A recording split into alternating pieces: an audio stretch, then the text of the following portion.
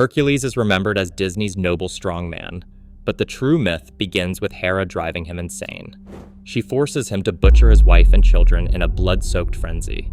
His labors were not heroic quests, they were punishment and penance for murder. Why did Disney erase centuries of violence, madness, and betrayal to give us a sanitized hero? And what does this change really conceal about Hercules' dark origins? Hera's campaign against Heracles begins not with petty rivalry, but with a curse that shatters the boundaries of family and sanity. Ancient sources, such as Euripides, describe how Hera, unable to strike at Zeus directly, unleashes the goddess Lyssa, madness, upon Heracles. In a frenzy, he mistakes his loved ones for enemies. Megara, his wife, and their children fall to his own hand. Some accounts, including Apollodorus, add that he even kills the children of Iphicles, his own half-brother. When the madness lifts, Heracles finds himself surrounded by the bodies of his family, blood on his hands, and horror settling in. The grief is so overwhelming that he contemplates ending his own life. The world of myth offers no simple escape. The oracle at Delphi commands him to seek atonement, not death. 12 impossible labors are imposed, not as adventures, but as penance for the most unforgivable of crimes. This is the wound at the heart of Heracles' legend, a hero defined first by the murder of his own kin, condemned to spend his life seeking redemption for a madness that was never entirely his own. Zeus's pursuit of Alcmene is a story of deception, not divine romance. According to Apollodorus, while Amphitryon was away at war, Zeus took on his exact appearance, entered Alcmene's bed, and stretched a single night into 3. Alcmene, believing she was with her husband, had no idea she was with a god. The next morning, the real Amphitryon returned, and only later did the truth come out through the seer Tiresias.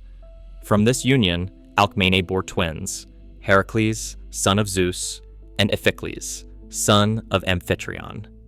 In modern terms, Zeus's act is recognized as non-consensual, a violation rooted in fraud, not mutual desire. For ancient audiences, the focus remained on Heracles' divine strength, but today scholars point to this episode as an early example of sexual violence hidden beneath the surface of hero myth. Hera's anger was never about power. It was about betrayal, humiliation, and a marriage shattered by a god's deceit. The violence attributed to Heracles in ancient sources is not limited to a single episode of madness. As a child, he studied music under Linus. When corrected during a lesson, Heracles responded by striking Linus with a lyre, killing him instantly. Apollodorus records that he was brought before a tribunal where he justified the act as self-defense, citing an old law. Despite the acquittal, the community forced him into exile, a sign that even in myth, such uncontrolled rage was dangerous. Years later, the pattern repeated with Iphitus, son of King Eurytus. Iphitus visited Heracles as a guest, seeking help to find stolen horses. In a fit of anger, Heracles hurled Iphitus from the city walls. This act was not only murder, but a violation of Xenia, the sacred code of hospitality.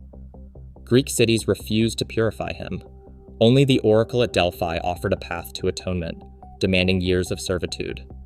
These episodes reveal a hero whose violence was habitual, spilling over from monsters to teachers, friends, and guests alike. Ancient audiences recognized the need for constant purification. Redemption was never a one-time achievement for Heracles.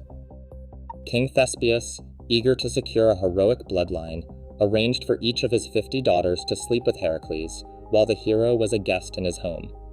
Ancient sources like Apollodorus and Hyginus describe this as a calculated effort, sometimes all in a single night, sometimes over a week, without any mention of the daughters' wishes.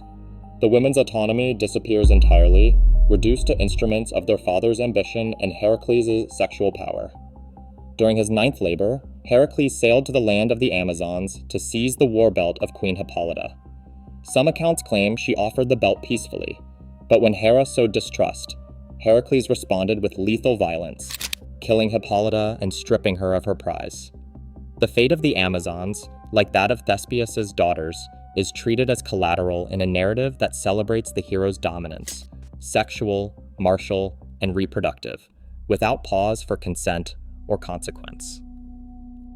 After the killing of Iphitus, Heracles is sentenced to 3 years of slavery in Lydia. He is sold to Queen Omphale, who commands not just his labor, but his identity. Ancient sources like Apollodorus and Diodorus describe how the strongest man in Greece is forced to wear women's clothing, spin wool, and serve in the queen's household. Omphale sometimes dons his lion skin and carries his club, reversing the symbols of his power. Vase paintings from the period capture Heracles in saffron robes, a spindle in hand, while Omphale sits in his place of honor. These years of enforced servitude and gender inversion stand in stark contrast to the image of heroic masculinity. For the Greeks, even a hero could be humbled, stripped of status, and made to serve at the whim of another. On the banks of the river, Nessus the centaur offers to ferry Deianira, the wife of Heracles, across the current. In midstream, he attacks her. Heracles fires a poisoned arrow and strikes Nessus down. With his last breath, Nessus tells Deianira that a cloth soaked in his blood will keep Heracles faithful. Years later, Deianira, desperate to win back her husband, gives him the blood-soaked shirt. The poison fuses to the flesh of Heracles, burning him alive. In agony, he builds his own pyre on Mount Wada, and he climbs into the flames. Far from redemption, his end is pure agony. In Egypt, Heracles is seized for sacrifice by King Busiris. Bound at the altar, he breaks free and turns the ritual on his captors, killing Busiris, his son, and the men overseeing the slaughter. When myth is stripped of its darkness, we lose the questions it forces us to face. Sanitized heroes comfort us. The real heroes warn us about power, violence, and consequence.